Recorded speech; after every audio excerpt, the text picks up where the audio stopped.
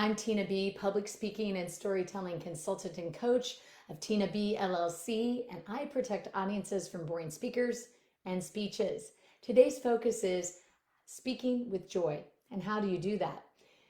If you think of your state of being, it's your feelings plus your actions. So ask for what is it you're feeling in this moment, particularly right before you speak, as you're speaking, and even afterwards, whether it's a very formal presentation on a stage or as a facilitator of a workshop, or even just in networking when you're connecting with another individual you're meeting for the first time, and even with your team that you know maybe very intimately. Having a grasp on speaking with joy, showing up in that space is super important.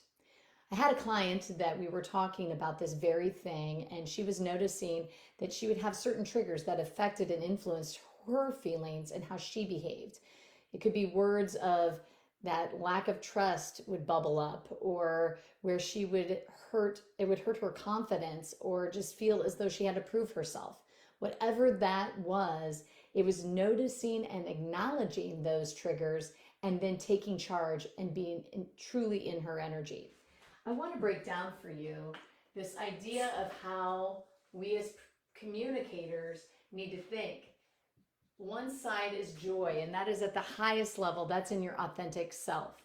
The other space is fear, and that's at the very lowest piece. And we've experienced both of these. And when you experience that beautiful joy when you're communicating with your team or with your audience, they're going to feel that energy too. Here in the middle is this idea of improvisation or improv, where you are open to allowing the moment to be. Whatever is the nonverbal cues you're getting back from your audience or what is said to you, you take it, you absorb it, you truly listen, and then you move forward. You are in this co-creation with the other. So it's being okay with being uncertain, and uncertainty is a challenge. It's also having the faith in yourself. So instead of experiencing fear, you want to trust yourself and have faith, for that's where the true richness and authenticity is. So being open, being intentional, and showing up and choosing that energy of joy will then be outwardly experienced by your audience.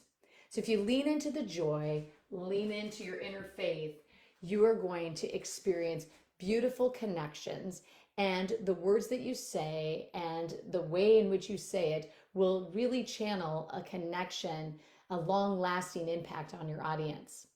So how do you do that? You do that by first choosing to be joyful. Set that intention, give yourself the spaciousness, take that breath in, and before you step into that speaking space, choose joy, take a breath, and then move forward into the communication. For more tips and tools on how to communicate effectively, subscribe to my YouTube channel, Magnetic Speaking with Tina B. That's Magnetic Speaking with Tina B. This has been another Tuesday Chat.